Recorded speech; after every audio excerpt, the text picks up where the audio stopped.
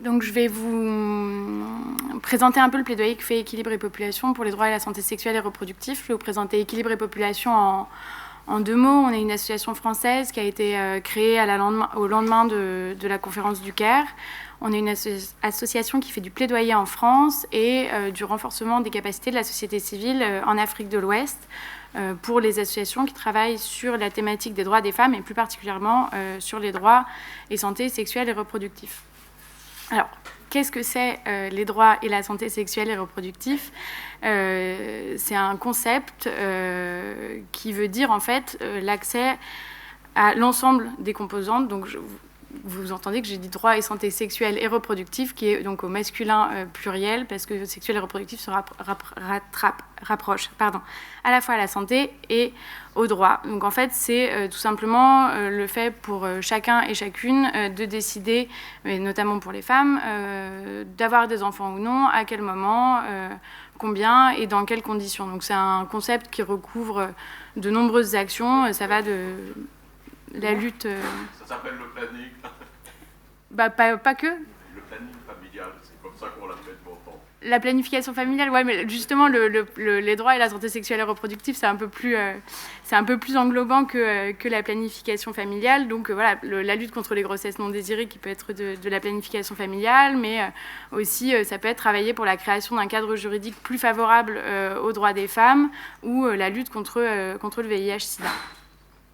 Donc je voudrais insister sur le fait que les DSSR, c'est une approche par les droits, c'est-à-dire que c'est pas du tout une approche de contrôle de la fécondité ou de réduction de la croissance démographique. C'est vraiment l'idée que c'est aux femmes d'avoir il est important que ce soit les femmes qui aient le pouvoir de décider, de disposer de leur corps. Donc c'est le concept qui est au cœur des négociations difficiles, donc notamment les négociations à l'ONU, mais c'est aussi un concept qui a bloqué, par exemple, dans le G7 qui vient de se terminer. Donc je ne vais pas revenir sur les négociations de l'ONU, puisqu'elles ont été bien présentées par une personne plus experte que moi, plutôt.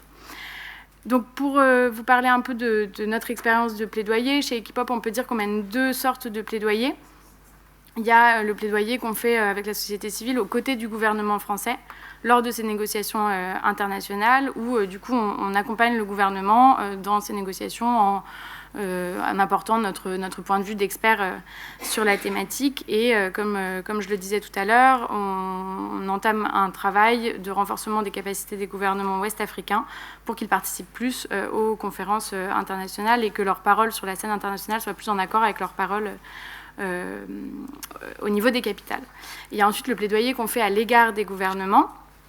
Donc ça, c'est un travail que Équilibre et Population fait depuis sa création, avec des associations comme le Planning familial français ou Médecins du Monde, par exemple.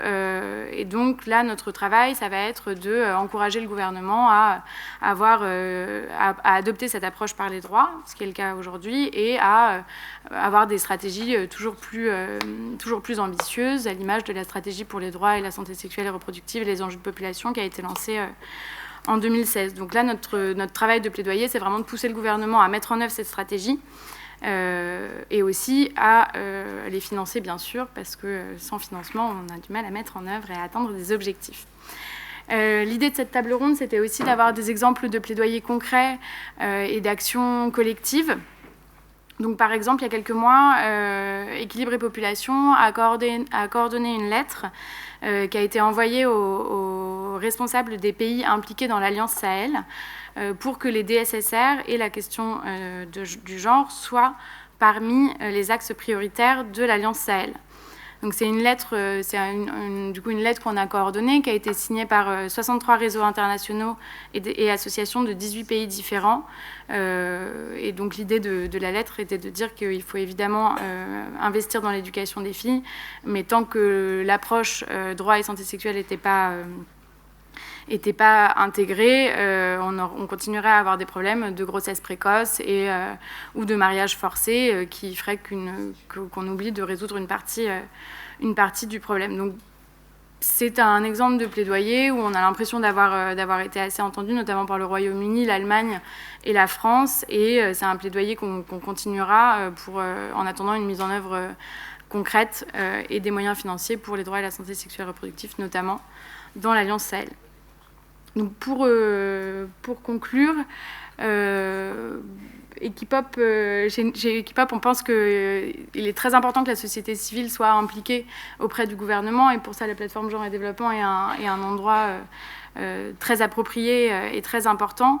Mais on pense aussi que les parlementaires, par exemple, ont un vrai rôle à jouer, et on est très contente de la participation de certaines ce matin notamment, et on pense que ce serait vraiment un axe à renforcer. On pense aussi du coup que les correspondants et correspondantes genre du ministère des Affaires étrangères ont un rôle à jouer pour faire vraiment la promotion des stratégies, donc la stratégie sur les droits et santé sexuelle et reproductive, mais aussi la nouvelle stratégie pour l'égalité entre les femmes et les hommes auprès des pays dans lesquels vous êtes disponibles. Et on pense que la société civile est une bonne ressource qui est à votre disposition et que dont vous pouvez vous saisir si besoin. Merci. Merci.